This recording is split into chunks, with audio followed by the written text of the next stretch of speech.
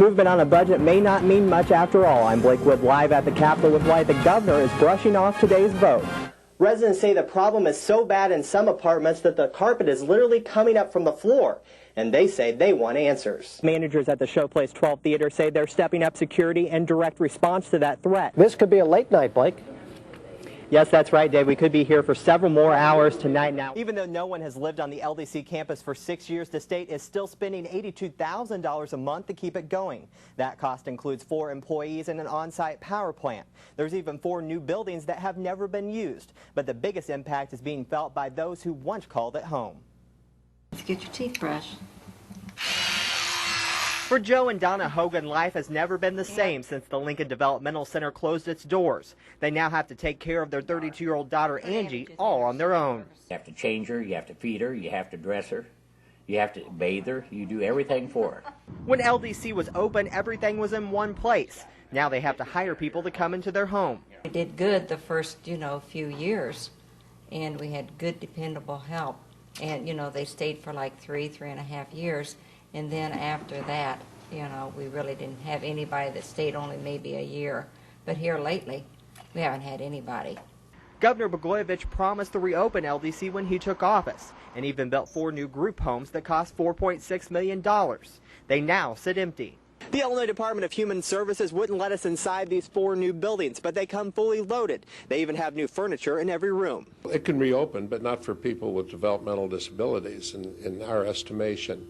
It could be used for disabled veterans or many other people who need some sort of residential care. Mossville's LDC isn't right for all disabled persons. He says it's better to put them into smaller homes where they can get better care. We think that there are better services can be provided, more individualized services, and they can be integrated into normal community activities if they're not segregated in this way. We constantly sent people to group homes, and they would come right back to us because they would tear the place up. I can show you scars on my hands from the bites from the severe behaviors. Bob Benedict and Bruce Huskins worked at LDC for years. They're now fighting for something to be done with the campus. It's just a waste. You look at the size of the campus, we're paying tax dollars, and for what? What are we paying it for? These brand new homes, they're just going to be growing mold. But nobody seems to want to do anything about it. It's politics, you've got each party against the other party and all this, and nothing seems to get done. For the Hogans, they want to see LDC reopen for other parents, but they're keeping Angie at home. Well, I think something should be done. That's a lot of money being wasted there. They could pay my caregivers more money with the money that they're wasting there. Another human toll, family members say since LDC closed, 27 of its former residents have died. They say they simply couldn't handle the change. A spokesperson for the governor sent us this statement saying the governor is looking at other options for the facility, including maybe using it for juvenile offenders. When you add everything up, the total spent on the facility since it closed is close to $8 million. Blake Wood, WCIA 3 News at 10. Billy Ray Askew, 18-year-old white male. On the ground, in the water, and from the air. Hundreds of rescue workers combed this area of Logan County. Everyone else is saying that he could have fell in the creek because, Bill, he knows his way around. He would be home, He doesn't just take off like that.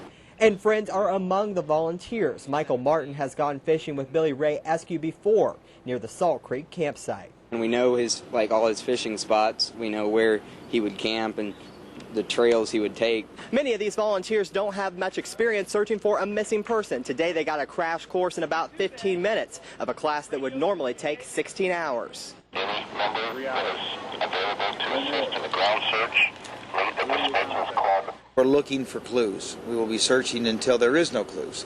And right now those clues are hard to find. Every 5 minutes my mind changes. Every 5 minutes I think that we're going to find him here or that he has went somewhere else.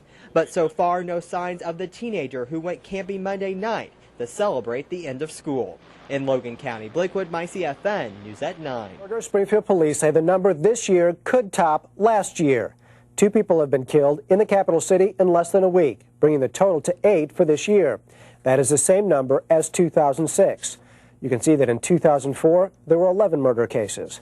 My CFN News at 9, Blake Wood, talked with some frustrated police officers, also neighbors tonight, on why they want things to change. I'm tired of living in this neighborhood. I've already contacted my landlord to let her know that, this is not the place where I want to raise my kids up at. Tanya Dayhart lives just a few doors down from where 18-year-old Carlos Reese was found dead yesterday. Police won't say much about what they found inside, only that it was a violent crime. I'm very tired of it. Very tired of the violence, very tired of the killings, everything. It's not something that stepped-up patrol can really impact. This one doesn't really appear to be related to narcotics trafficking, so it's just interactions of citizens, and sometimes it turns violent. A day after the murder, the crime scene tape still remains in front of this house on Martin Luther King Drive, and neighbors hope they can go the rest of the year without seeing more of this tape. It has just gotten too wild. I mean, we left here 2 years ago, and it wasn't this bad at all, and now that we came back, it's like every weekend shooting or drug trafficking or something. Police say they were on track to have a good year, but in less than a week, they've had 2 murders. It's unusual for us, and it really stresses out our investigative abilities when they have this many cases coming in right on top of each other. A problem they hope they can avoid for the rest of the year. In Springfield, Blake Wood, My CFN, News at 9. WCIA 3's Blake Wood live at the Capitol tonight with more on today's developments. What's happening, Blake? Well, Dave, it's taken us 3 months in overtime session to get to this point, and today the House finally passed a budget. Last night, the Senate approved a budget plan as well. But the governor still seems unhappy with the vote at this point. In fact, he's ordering lawmakers back in the special session this weekend to talk about another 1-month temporary budget plan. He says there's more work that still needs to be done, and he wants money for roads and bridges and his health care plan. But lawmakers say the plan on his desk is a good compromise, spending more on education without raising taxes. You saw a widespread amount of support in the House and the Senate from Republicans and Democrats. In an ideal world, we would have had 5 entities at the table. But at this point, we had 4, the President of the Senate, the Speaker of the House, and the 2 minority leaders. And we ended up with a budget that, given what's gone on this whole year, I think is it a perfect budget? Do I like everything in it? No. President Jones and I agree that our work is not done here, and I got to get back to work. See you guys later. Yeah. Now, the governor met in private with Senate President Emil Jones before today's vote. Jones says he believes a capital bill to fix roads and bridges around the state is now dead. Now, a few lawmakers are expected to be back here at the Capitol this weekend, but they do realize they could be back here before long. In fact, House Speaker Michael Madigan handed out calendars today that stretch all the way through November.